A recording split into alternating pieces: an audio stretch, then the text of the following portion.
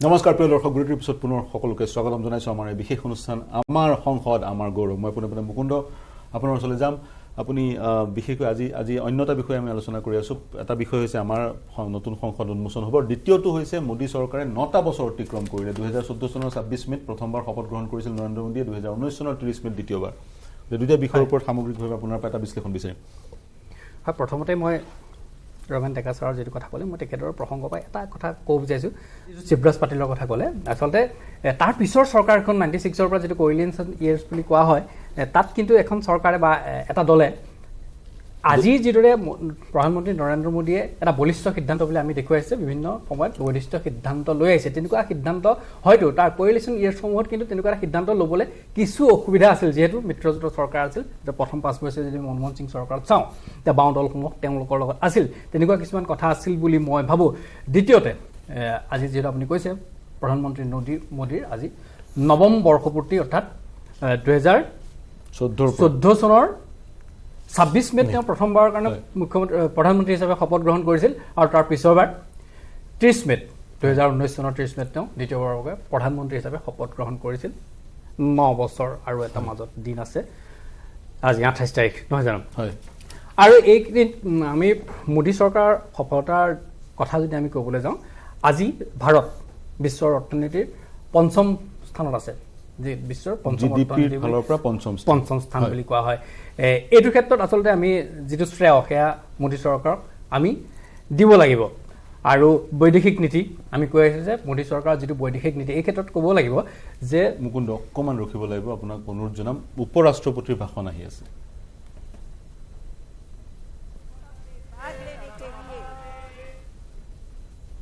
पलों का अध्याय लिखेगा। नई संसद हमारी शाश्वत धाराओं का प्रतीक है। यह हमारी समृद्ध भारतीय वास्तुशिल्प, परंपरा एवं सांस्कृतिक विरासत के साथ प्रगति विकास के लिए आधुनिक टेक्नोलॉजी को सर्वोत्तम तरीके से आत्मसात करने की हमारी क्षमता को भी प्रदर्शित करता है। वैश्विक कोविड महामारी से उत्पन्न चुनौतियां हमारे कर्मठ व प्रतिबद्ध श्रम शक्ति के अटल संकल्प को रोकने में विफल रही। यह भव्य देशज नई संसद गुलामी की मानसिक কিছু সময়ৰ পিছত উপৰাষ্ট্ৰপতি বাৰ্তা আহিব, সেয়া শুনা মুকুন্দ। হয়, 5ম স্থানত জিডিপিত, দ্বিতীয় শ্ৰেয়। হয়, মই ক'ব বিচাৰিছিলোঁ বৈদেশিক নীতিৰ কথা। 2019 চনৰ 30 মেৰ দিনাখন আচলতে ভাৰতীয়সকল হতচকিত হৈছিল বা আচৰিত হৈছিল। তেওঁ এটা মোদী চৰকাৰ এটা সিদ্ধান্ত, যিহেতু এছ জয়শংকৰ, সুব্ৰমণ্যম জয়শংকৰ, যিজন এজন দীৰ্ঘদিনৰ বাবে ভাৰতৰ কূটনীতিবিদ হিচাপে তেওঁৰ নাম থকা এজন কূটনীতিবিদ, তেওঁ যেতিয়া বৈদেশিক দপ্তৰৰ মন্ত্ৰী হিচাপে তেওঁক দায়িত্ব দিয়া হৈছিল, তাৰ পিছত তেওঁ বিচক্ষণতাৰে ভাৰতে আজি যিটো স্থান পাইছে, এইটোৰ ক্ষেত্ৰত এছ জয়শংকৰৰ ভূমিকা সকলোৱে নিশ্চয় মানি ল'ব লাগিব। আৰু শেহতীয়াকৈ আমি যদি ৰাছিয়া ইউক্ৰেইনৰ এই যুদ্ধৰ সময়ছোৱাৰ কথা কওঁ, ভাৰতৰ যিটো ভূমিকা, আচলতে এটা কথা ক'বলৈ শুনিবলৈ খুব বেয়া। এই ৰাছিয়া ইউক্ৰেইনৰ যুদ্ধখনৰ পৰা মানৱীয় দৃষ্টিভংগীৰ পৰা বা দৃষ্টিকোণৰ পৰা যদি আমি চাওঁ, যে এটা খুব বেয়া কথা হৈছে, ইউক্ৰেইনৰ বহুত লোক নিহত হৈছে বা এনেকুৱা ধৰণৰ কথাবিলাক যদি বাদ দি একাষৰীয়া কৰি যে আমি এটা কথা কওঁ, যেতিয়া ৰাছিয়াক অন্য দেশসমূহে অৱৰোধ কৰিলে, তেতিয়া কিন্তু ভাৰতে তাৰ পূৰ্ণ সুযোগ গ্ৰহণ কৰিলে। আৰু আজি 4-5 মাহ পূৰ্বে এছ জয়শংকৰ যেতিয়া ৰাছিয়া ভ্ৰমণ কৰিছিল, ভ্লাডিমিৰ পুটিনক সাক্ষাৎ কৰিছিল, বা চেৰ্গেই লাভৰভ বৈদেশিক যিগৰাকী মন্ত্ৰী, তেওঁৰ সৈতে কেইবালানিও বৈঠকত মিলিত হৈছিল। তাৰপিছৰ পৰা আহি তেওঁ যিটো প্ৰেছ ব্ৰিফ কৰিছিল বা যিটো প্ৰেছ বিজ্ঞপ্তি তেওঁ দিছিল, তাত কৈছিল যে ইয়াৰ পূৰ্বে, যুদ্ধৰ পূৰ্বে ভাৰতৰ যিখিনি প্ৰয়োজনীয় তেল আছিল, খাৰুৱা তেল, তাৰ 0.2% ৰাছিয়াৰ পৰা আনিছিল। কিন্তু যুদ্ধৰ পিছত আপুনি বিদেশ নীতিৰ কথা কৈ আছে, ভাষণটো ৰাষ্ট্ৰপতিৰ যি ভাষণ বা উপৰাষ্ট্ৰপতিৰ যি ভাষণ, আমি কথা পাতিছিলোঁ ৰাষ্ট্ৰপতি উপস্থিত নাথাকে, কিন্তু উপৰাষ্ট্ৰপতিৰ ভাষণ প্ৰদান কৰা হৈছে, উপৰাষ্ট্ৰপতিগৰাকীয়ে প্ৰদান কৰা নাই। সেই ভাষণ আমি শুনিব বিচাৰিম। ভাষণ পাঠ কৰা হৈছে। एवं सुदृढ़ करने की दिशा में हमारे सतत प्रयासों को पुनः नई ऊर्जा और बल देगा और सफलता का मार्ग प्रशस्त करेगा। यह कहते हुए मुझे अपार खुशी है कि माननीय प्रधानमंत्री श्री नरेंद्र मोदी जी जो आजादी के बाद जन्म लेने वाले हमारे मुल्क के पहले प्रधानमंत्री हैं, इस शानदार भवन का लोकार्पण कर रहे हैं। जैसा कि मैं अक्सर कहता हूं और मेरा दृढ़ विश्वास है कि संसद लोकतंत्र का मार्गदर्शक ध्रुव तारा यानी नॉर्थ स्टार है। संसद लोगों के जनादेश को प्रतिबिंबित करने वाला सबसे प्रामाणिक मंच है। किसी देश की नियति को दिशा देने में इसकी निर्णायक भूमिका असंदिग्ध है और यह प्रजातंत्र का मूल मंत्र और सार है। तकनीकी रूप से सशक्त संसद निश्चित रूप से संसद सदस्यों को राष्ट्र की नियति को आकार देने के लिए अपनी ऊर्जा और प्रतिभा को श्रेष्ठतम रूप से उजागर करने में सक्षम बनाएगी, लोकतांत्रिक मूल्यों को प्रस्फुटित करना सुनिश्चित करेगी, लोकतंत्र के मंदिर के रूप में संसद की उदात्तता को बढ़ाएगी। मुझे पूरी उम्मीद है कि नया भवन भविष्य की भावी चुनौतियों के बीच भारत का पथ प्रदर्शक बनेगा, हमारी साझा उमंगों, आकांक्षाओं और अभिलाषाओं को सार्थक और सशक्त दिशा देगा। हार्दिक शुभकामनाएं। अंत में देश के माननीय उपराष्ट्रपति जी आदरणीय श्री जगदीप धनखड़ जी का हस्ताक्षर, दिनांक 28 मई 2023 नई दिल्ली।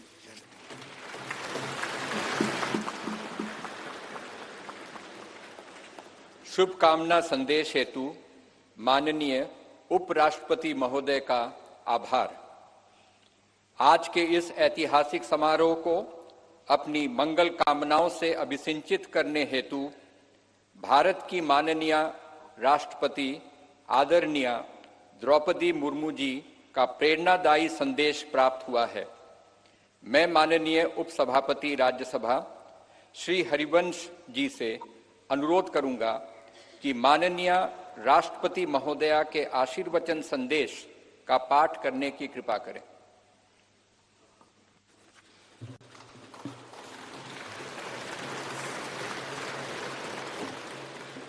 राष्ट्रपति भारत गणतंत्र संदेश। संसद के नए भवन के उद्घाटन का यह महान अवसर भारतीय इतिहास में स्वर्णाक्षरों में दर्ज रहेगा। इस अवसर पर यह संदेश प्रेषित करते हुए मुझे अपार प्रसन्नता हो रही है। नए संसद भवन का उद्घाटन हमारी विशाल और विविधतापूर्ण भारत भूमि के सबसे उत्तरी छोर से दक्षिणी सिरे तक, पूर्वी सीमा से पश्चिमी तट रेखा तक रहने वाले सभी देशवासियों के लिए गौरव व अतुलनीय आनंद का अवसर है। भारत की संसद का हमारी सामूहिक चेतना में एक विशिष्ट स्थान है। संसद हमारी समृद्ध लोकतांत्रिक परंपराओं का प्रकाश स्तंभ है। लोकतांत्रिक विमर्श के प्रति श्रद्धा भाव हमारी सामाजिक सांस्कृतिक परंपराओं का मूल सत्व है, जिसके आधार पर स्वस्थ वाद विवाद, अर्थपूर्ण संवाद तथा विचारों के आदान प्रदान की सुचारू पद्धतियां सदियों से हमारे देश में फलती फूलती रही हैं। अपनी सहज लोकतांत्रिक जन भावना के बल पर हमारे देश ने जन भागीदारी का निरंतर विस्तार किया है और समाज के सबसे गरीब वर्गों को सशक्त बनाया है। साथ ही एक ऐसे वातावरण का सृजन किया है जो सभी व्यक्तियों को, चाहे उनके जीवन की शुरुआत अभावों और चुनौतियों के बीच क्यों न हुई हो, विभिन्न क्षेत्रों में नेतृत्व के शिखर तक पहुंचने में सक्षम बनाता है। बीते 7 दशकों के दौरान हमारी संसद अनेक परिवर्तनकारी विधायी प्रयासों की धूरी रही है। संसद ने ऐसे कई बदलाव किए हैं जिनसे हमारे करोड़ों देशवासियों के जीवन को संवारना संभव हो सका है। नए संसद भवन का उद्घाटन हमारी लोकतांत्रिक यात्रा में एक महत्वपूर्ण पड़ाव है। आजादी का अमृत महोत्सव के दौरान हो रहा यह महत्वपूर्ण आयोजन हमारी लोकतांत्रिक परंपराओं के संरक्षण और विस्तार के प्रति हमारी प्रतिबद्धता का जीवंत प्रमाण है। यह हमारे देशवासियों की सामूहिक आशाओं व आकांक्षाओं से आलोकित उज्जवल भविष्य की दिशा में हमारे राष्ट्र को अग्रसर करने की ऊर्जा प्रदान करता है। हमारे संविधान के शिल्पकारों ने एक ऐसे राष्ट्र की परिकल्पना की थी जिसका स्वरूप लोकतांत्रिक पद्धति से चुने गए प्रतिनिधियों से बनी संसद के विधायी विवेक के आधार पर निर्मित होगा। इसलिए मुझे इस बात पर गहरा संतोष है कि संसद के विश्वास के प्रतीक प्रधानमंत्री इस भवन का उद्घाटन कर रहे हैं।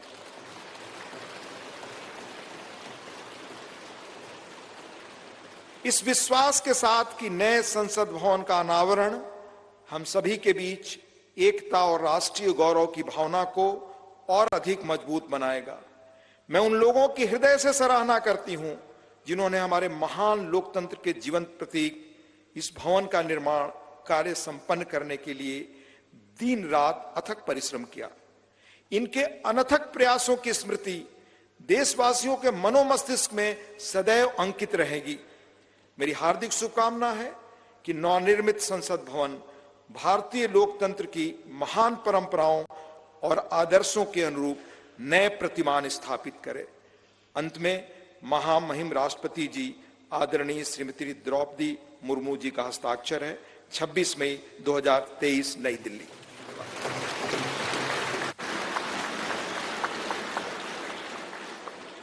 माननीय राष्ट्रपति महोदया का शुभकामना संदेश हेतु आभार। भारतवर्ष लोकतंत्र की जननी है। हर भारतवासी युग युगांतर से हमारी समृद्ध लोकतांत्रिक विरासत का संवाहक रहा है। प्रत्येक भारतीय नागरिक के मानस पटल पर भारत की संसद इन शाश्वत एवं जीवंत आस्थाओं का स्पंदन केंद्र के रूप में अंकित है। भारत की संसद की सशक्त धुरी के रूप में लोकसभा के माननीय अध्यक्ष की भूमिका सर्वमान्य है।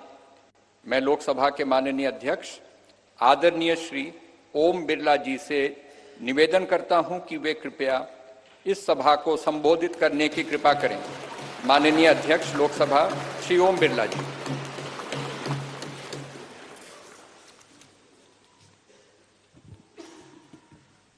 नमस्कार। भारत की लोकतांत्रिक आस्था के प्रतीक हमारी संसद के इस नवनिर्मित भवन में के लोकार्पण समारोह में भारत के यशस्वी प्रधानमंत्री माननीय नरेंद्र मोदी जी, राज्यसभा के उपसभापति डॉक्टर हरवंश जी, गणमान्य अतिथिगण, देवियों और सज्जनों, मैं आप सभी का हार्दिक स्वागत करता हूं, अभिनंदन करता हूं।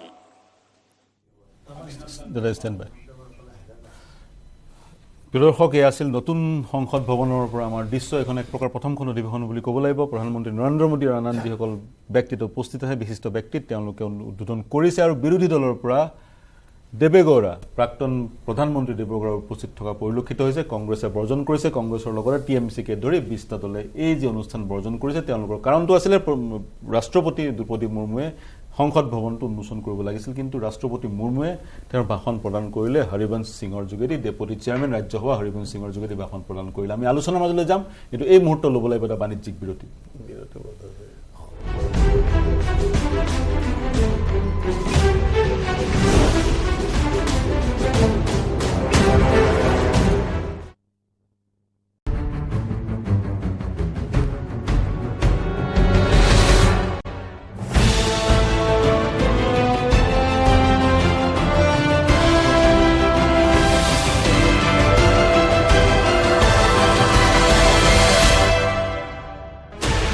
Sixteen channels, 15 languages, 26 tech.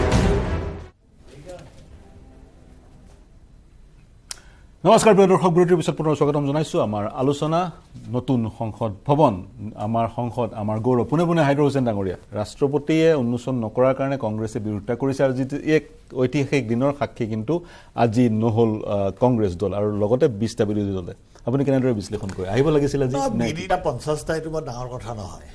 সাম্প্ৰতিক সময়ৰ ৰাজনীতি হ'ল ক্ষমতা সৰ্বোচ্চ, নীতিহীন ৰাজনীতি। আপুনি আজি বিজেপিৰ কথা কৈ আছে, চাওক আজি গুজৰাটৰ নিচিনা ৰাজ্যত যেতিয়া নিৰ্বাচন হ'ল, এজন প্ৰাক্তন মন্ত্ৰীয়ে যেতিয়া টিকেট নাপালে, তেখেতক নীতি আদৰ্শৰ ওপৰত ৰাজনীতি কৰা বুলি কোৱা হয়, দলত ত্যাগ কৰিলে। গণতন্ত্ৰ এটা চবতে কৰিলে। এতিয়া এই কথাটো হ'ল কি, মই ক'ব গৈছোঁ যে ৰাজনীতিত আপোনাৰ এতিয়া আগৰ সেই আদৰ্শটো নাই। এতিয়া ডেকাৰ কথাই কৈছোঁ, এওঁক আমি ডেকা ল'ৰাৰ পৰাই পাই আছোঁ, তেওঁ জনসংযোগ কৰে। তেতিয়া কোনো সম্ভাৱনা নাছিল, কোনো সম্ভাৱনা নাছিল। মানে ভৱিষ্যতে কি হ'ব বেলেগ কথা, কিন্তু এখিনি ৰাজনীতি কৰাৰ দিনাখন আপোনাৰ কোনো MLA 1980 চনৰ প্ৰথমখন বৈঠকত যেতিয়া বিজেপি গঠন হৈছিলে, ৰমেন ডেকা অসমৰ পৰা গৈছিলে 2-3জন ব্যক্তিৰ লগত। মই কৈছোঁ নহয়, এওঁলোকে এওঁ কৰিলে। এই আমাৰ ফুকন হেৰিয়াত তৈলুক্য ফুকনটো আছিলে বাৰু ফাৰ্ষ্ট প্ৰেচিডেণ্ট, নহয় আমাৰ হেৰিৰ পৰা প্ৰফুল্ল মহন্তৰ সমষ্টিৰ। আমি যদি গোটেই পুনৰ প্ৰসংগটোলৈ আহোঁ, গতিকে তেতিয়া আছিল কথাটো তেনেকুৱা। এতিয়া এই যিটো বিতৰ্কটো এনেকুৱা, বিতৰ্কটো নকৰিলেও হ'লহেঁতেন, কিন্তু সকলো কথা আপোনাৰ ৰাজনীতি নিৰ্ভৰ হৈছে কাৰণে, কাৰণ প্ৰেচিডেণ্টগৰাকীকো আপোনাৰ ৰাজনীতি নিৰ্ভৰতাৰ কাৰণে পাতিছে। অকল এই ক্ষেত্ৰতে নহয়, বিগত কালছোৱাত APJ কালামক বাদ দি বাকীবিলাকতো ৰাজনৈতিক দলৰ পৰা আপোনাৰ হৈছে। আৰু দলৰ আপোনাৰ বহু ক্ষেত্ৰত এনেকুৱা ৰাষ্ট্ৰপতিও হৈছে যে দলত আছেই, দলৰ কিন্তু প্ৰথম শ্ৰেণীৰ লিডাৰো নহয়। কংগ্ৰেছৰ দিনতো এইটো এগ্ৰি কৰিব নোৱাৰে। এইকাৰণে মোৰ সোসাইটিৰ প্ৰতি, সমাজৰ জ্ঞানী বহুত কন্ট্ৰিবিউশন আছে। গভৰ্ণৰ আছিলে। এজন ৰাষ্ট্ৰীয় প্ৰেক্ষাপটত এজন মানুহৰ কন্ট্ৰিবিউশন বুলি ক'লে তেওঁক আপোনাৰ ৰাষ্ট্ৰৰ বিভিন্ন প্ৰান্তৰ অলপসংখ্যক মানুহ হ'লেও জানিব লাগে। ৰাষ্ট্ৰপতিগৰাকী আহিব লাগিছিল নে উন্মোচন কৰিব? মই সেই কথাটোৱে ক'ব গৈছোঁ যে সাধাৰণ এৰিয়াত আপোনাৰ ৰাষ্ট্ৰপতিয়ে যদিও তেওঁ টিটুলাৰ হেড হয়, তথাপিতো টিটুলাৰ হেড হ'লেও এতিয়া আপুনি এটা অনুষ্ঠানৰ মালিক, আপুনি নাথাকে, আপোনাৰ একো নাই, কিন্তু চেক চহীৰ দায়িত্ব আপোনাৰ। আপোনাৰ আমাৰ যিবিলাক অভিভাৱক আছে, কিছুমান ল'ৰাই আপোনাৰ বাপেকক অস্বীকাৰ কৰে, কিন্তু পাছপৰ্টখন যেতিয়া সি ল'ব লাগে তেতিয়া কিন্তু বাপেকৰ নামটো তাক লাগে, চান অফ অমুক বুলি। গতিকে ৰাষ্ট্ৰপতি টিটুলাৰ হেড হ'লেও আপোনাৰ তেওঁ লোকসভাৰ অধিৱেশন মাতে, তেখেতে লোকসভাৰ জইণ্ট ছেছনত প্ৰথম বক্তৃতাটো তেখেতে কৰে। আৰু সংবিধানতো আছে আচলতে পাৰ্লিয়ামেণ্টৰ লগতে চব মন্ত্ৰী MLA তো নাম লিখিব নোৱাৰে। গতিকে তেওঁলোকেও আপোনাৰ দুখন সংসদ আৰু ৰাষ্ট্ৰপতিক লৈ মূলত তাৰ যিটো হেৰি আপোনাৰ হয়, সেই দৃষ্টিকোণৰ পৰা তাৰোপৰি মন কৰিব যে এতিয়া কোনেও কিয় কোৱা নাই নাজানো, শাসক দলেও এটা সময়ত আপোনাৰ ৰাষ্ট্ৰপতিগৰাকী আপোনাৰ আদিবাসী বুলি আপোনাৰ ধুলেনগৰে বিভিন্ন জেগাত বিভিন্ন ঠাইত আপোনাৰ ধুলেনগৰে তেওঁক আদৰা হ'ল। আদৰি এনেকুৱা কোৱা হ'ল, এনেকুৱা এটা ধাৰণা হ'ল যে এইবাৰ আপোনাৰ ৰাষ্ট্ৰপতিগৰাকী যিহেতু আদিবাসী দিলে, আদিবাসী ভোটবোৰ আপোনাৰ শাসক দলে লাভ কৰিব। ইয়াৰ আগতজন কোবিন্দ হ'ল, কোবিন্দো আপোনাৰ হেৰি আছিলে, দলিত আছিলে। তো মই ক'ব গৈছোঁ যে আমি দলিত, আমি মুছলমান, আমি কিবা এই বুলি পাতিব না। ৰাষ্ট্ৰপ্ৰধানগৰাকী আপোনাৰ কোনো জাত নাই তেওঁৰ, আচলতে তেওঁ দলিতো নহয়, তেওঁ একো নহয়, তেওঁ ভাৰতীয় আৰু শীৰ্ষস্থানীয় ভাৰতীয়। ভাৰতৰ প্ৰতি তেওঁৰ দায়বদ্ধতাৰ কাৰণে, জাতীয় দায়বদ্ধতাৰ কাৰণে তেওঁক আপোনাৰ ৰাষ্ট্ৰপতি পতা হৈছে। আজি মোৰ সাধাৰণ দৃষ্টিভংগীটো, যিহেতু তেওঁ প্ৰধানমন্ত্ৰীক তেওঁ উঠ লয়, শপত বাক্য পাঠ কৰাই, সংসদ তেখেতে মুকলি কৰে, সংসদৰ জইণ্ট পাৰ্লামেণ্টৰ প্ৰথম সেইফালৰ পৰা ৰাষ্ট্ৰপতি টিটুলাৰ হেড কাৰণে আৰু ৰাষ্ট্ৰপতি হোৱাৰ লগে লগে তেওঁ নন পলিটিকেল হ'ল কাৰণে ৰাষ্ট্ৰপতিক দিলেও আকৌ ক্ষতি নাছিল। তাৰোপৰি মোদীৰ ক্ষেত্ৰত ক্ৰিটিচাইজ হোৱাৰ আৰু এটা কাৰণ হ'ল যে আপোনালোকে চবেই জানে যে তেখেতে আপোনাৰ জীৱিত কালতে তেখেতে সাধাৰণতে মানুহ হেৰি হ'লে হয়, তেখেতে ধৰক গুজৰাটৰ হেৰি ষ্টেডিয়ামটোৰ নিজৰ নামত কৰি ল'লে। এই কথাবোৰ আপোনাৰ অকণমান আদৰ্শবাদী মানুহ বা ভাৰতবৰ্ষৰ দৰে এখন বৈচিত্ৰ্যপূৰ্ণ ৰাষ্ট্ৰৰ প্ৰধানমন্ত্ৰীগৰাকীয়ে যেতিয়া আপোনাৰ ষ্টেডিয়ামটো নিজৰ নামত দিব, তেওঁক কোনো শত্ৰুৰ নামত নাছিলতো আগত। গতিকে অৰ্থাৎ এই কথাটো প্ৰমাণ হয় যে তেখেতে যে এই মই কৰিছোঁ, এই মই কৰিছো মোৰ দিনত হৈছে সেই অহংকাৰটো প্ৰকাশ কৰিবৰ কাৰণে আৰু অতি বেয়া অহংকাৰটো প্ৰকাশ কৰিবৰ কাৰণে বিৰতি ল'ব লাগিব আৰু প্ৰায়োৰিটিৰ কথা আছে শুনক আজি গুৱাহাটীৰ মানুহে গুৱাহাটীত কিছুমান দৰকাৰী কামৰ মাজতে দুই এটা আপোনাৰ সাধাৰণ মানুহৰ দৃষ্টিৰ অদৰকাৰী কাম হোৱাৰ কাৰণে যেনেকৈ সমালোচনা কৰে তেখেতেও আপোনাৰ এই কামটো 18 মাহত বা 28 মাহত শেষ কৰিম বুলি তেওঁ কোভিডৰ সময়ত যি সময়ত ভাৰতবৰ্ষৰ বিভিন্ন ঠাইত পবিত্ৰ গংগাৰ মুখত যেটা হাজাৰ হাজাৰ মৃত মানুহে আপোনাৰ ভাহি ফুৰিছিল সেই সময়ত আপোনাৰ দিল্লীৰ মাজমজিয়াত তেখেতে এটা অতিৰিক্ত পাৰ্লামেণ্ট হাউচ নিৰ্মাণৰ কাম কৰিছিল মই গোটেই কিটা প্ৰজেক্ট থাকিলে হ'লহেঁতেন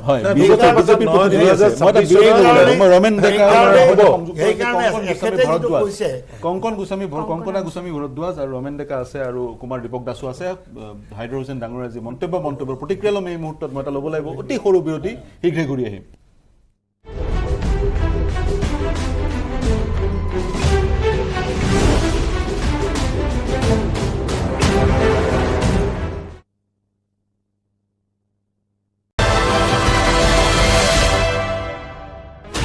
$16 channels, 15 languages, 26 states, 1,200 plus reporters, 67 plus crore viewers. India's largest news network, News 18 Network.